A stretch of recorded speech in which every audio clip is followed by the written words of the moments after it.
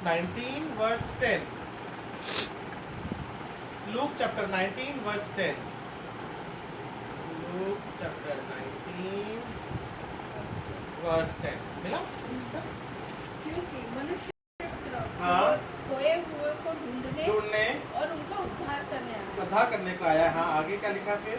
जब वे ये बातें सुन रहे थे तो उसने एक दृष्टांत कहा इसलिए कि वह यरूशलेम के निकट था और वे समझते थे कि परमेश्वर का राज्य अभी प्रकट होने वाला है। तो उसने कहा, हाँ। एक धनिक मनुष्य हाँ। दूर देश को चला ताकि राजपद पाकर लौट आए। उसने अपने दासों में से 10 को बुलवाकर उन्हें हाँ। 10 मुद्दे दी हाँ। और उनसे कहा, मेरे लौट आने तक लेन देन करना। क्या कहा? परंतु उसके नगर के रहने वाले उससे बैर रखते थे। हाँ। और उसके पीछे दूतों के द्वारा कहला भेजा, हम हाँ। नहीं चाहते कि यह हम पर राज्य करे। बस ठीक है। ओके, तो वो दृष्टांत है। ठीक है। सो परमेश्वर का वचन क्या बोलता है? परमेश्वर का वचन बोलता है मनुष्य का पुत्र खोगों को ढूंढने और उसका उद्धार करने को आया है। और दृष्टांत इस बात को उठा के कहता है, एक हाकिम है, प्रभु यीशु मसीह ने हमारे जीवन में कार्य करने को दिए हैं और उन लोगों को चुना हुआ है जिस प्रकार से विश्वास के रूप में आप देखते हैं। और वो लोग क्या बोलते हैं कि नहीं, हमें इसके जो उसने बोला आज्ञा दिया हम उसके अनुसार नहीं चलेंगे। हम भी हम इसी प्रकार से क्या बोल रहे हैं? ठीक है। ओके, सो ऐसा है दृष्टांत एकदम बराबर फिट हुआ है मतलब।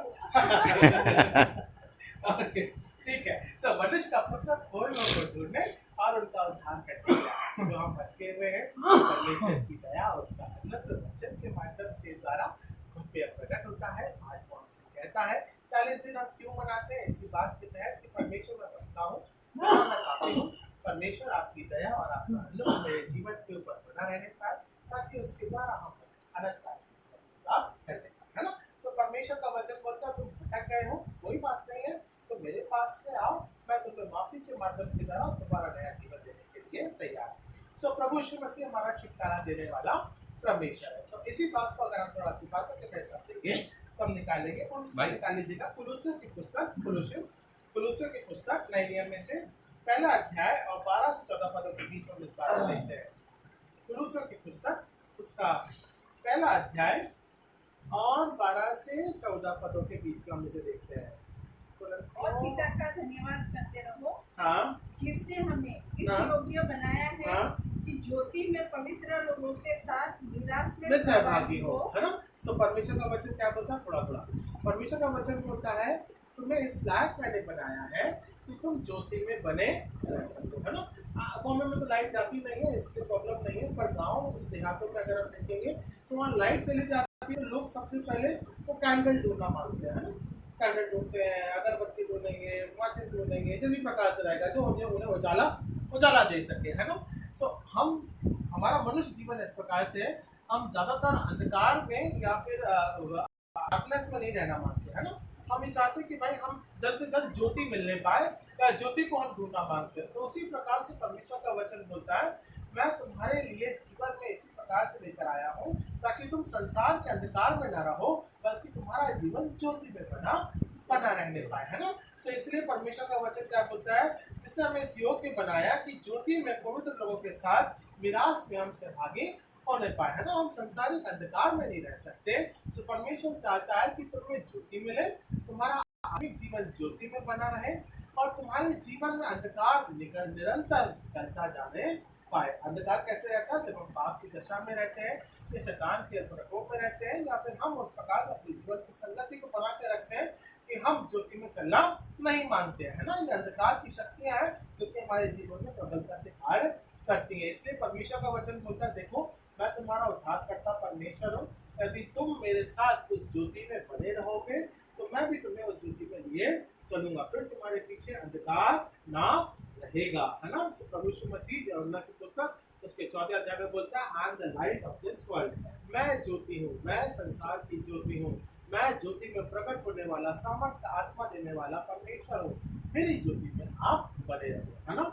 और जब हम उसकी ज्योति में बने रहते हैं तो वो अपनी मिरास में मतलब as per the children and children, है ना?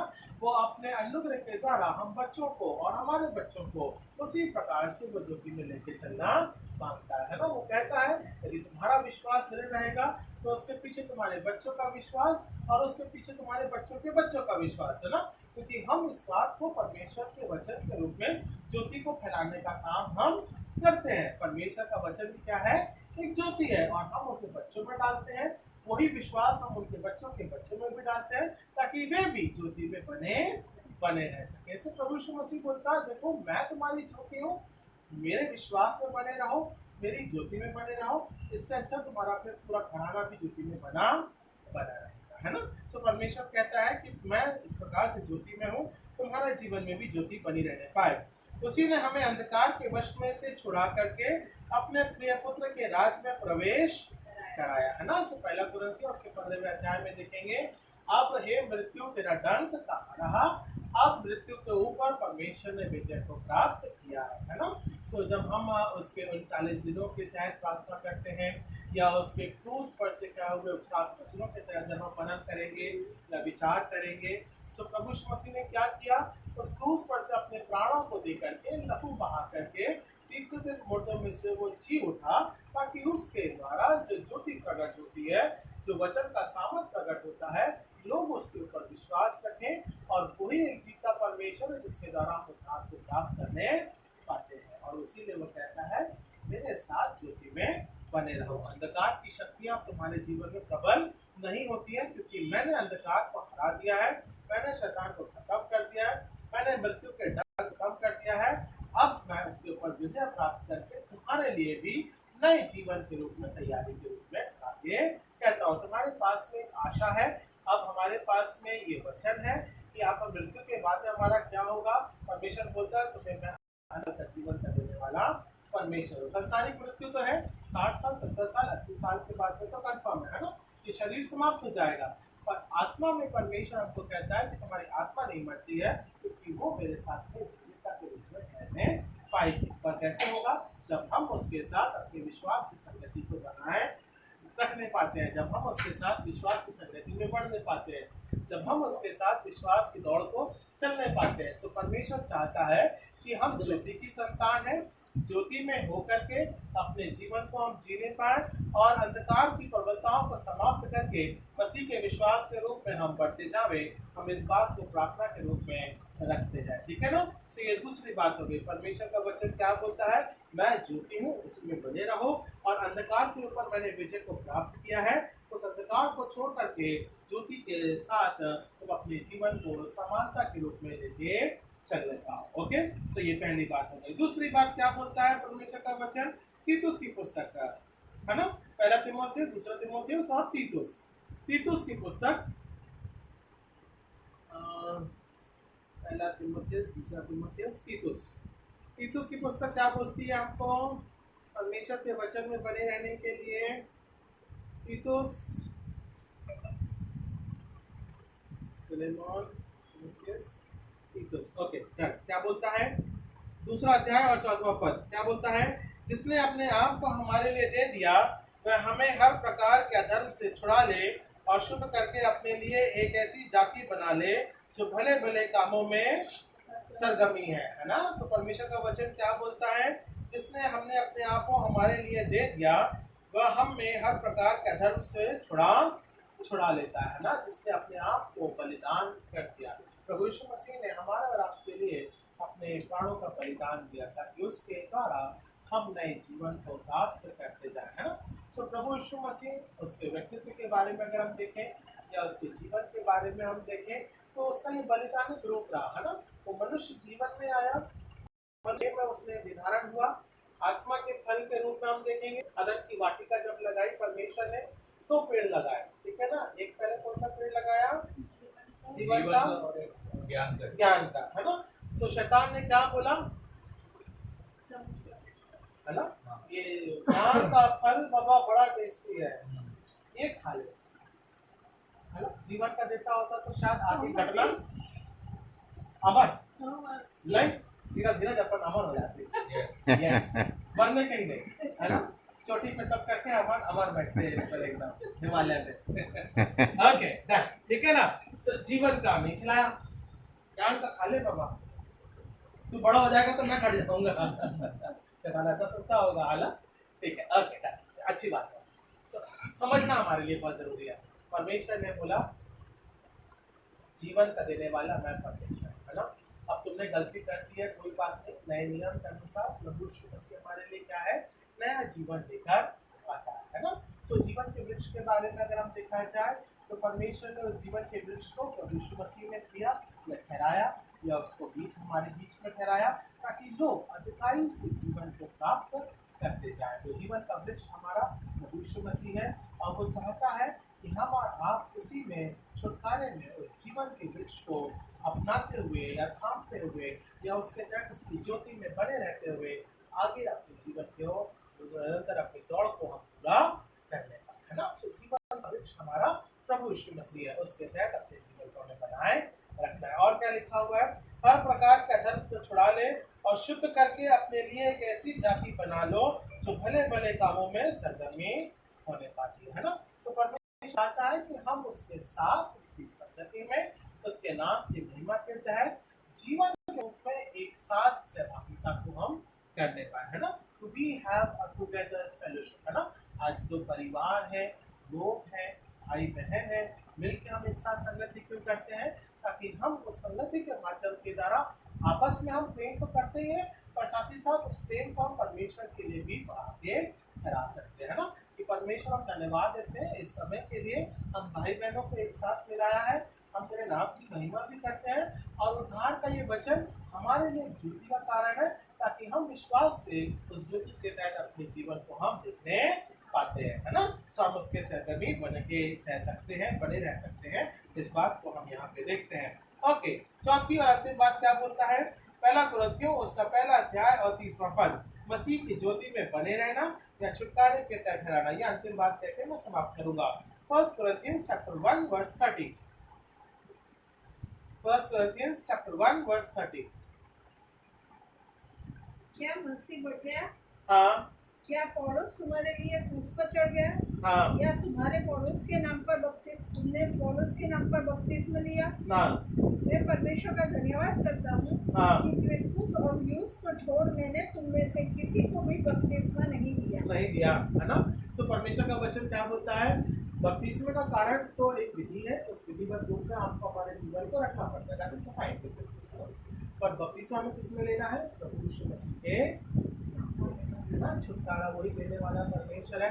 एट द फाइनल पॉइंट एक अंतिम दिशा या निर्देश के रूप में परमेश्वर का वचन बोलता है, मसीह के नाम में आप बपतिस्मा लो, चाहे पौलुस हो, अपोलोस हो, चाहे कोई भी प्रेरित हो, या हम और आप कोई भी है, हमें परमेश्वर के नाम में बपतिस्मा लेना है, तो प्रभु मसीह के नाम में लेना है, क्योंकि हम ज्योति की संतान है, और वो चाहता है कि हम उस ज्योति में अपने जीवन को बनाए रखने पाए, है ना। सो हमारी धार्मिकता, हमारा जीवन, हमारा प्रभु मसीह है, और उसी के तहत हम और आप उसकी आत्मिकता में जुड़ने पाते हैं। और ये 40 दिन हमें इसी बात को प्रेरित करते हैं। हम 40 दिन क्यों मनाते हैं, ताकि हम परमेश्वर की संगति में उससे प्रार्थना करने के रूप में, उसके साथ ज्योति में बने रहने के रूप में, और हम और आप मसीह में बपतिस्मा जो पाए हुए हैं, मसीह के उद्धारकर्ता के रूप में अपने जीवन को हम देखने और समझने पाए या ग्रहण करने पाए। तो मसीह हमारा उद्धार करता है। आइए हम प्रार्थना करें। Any special prayer?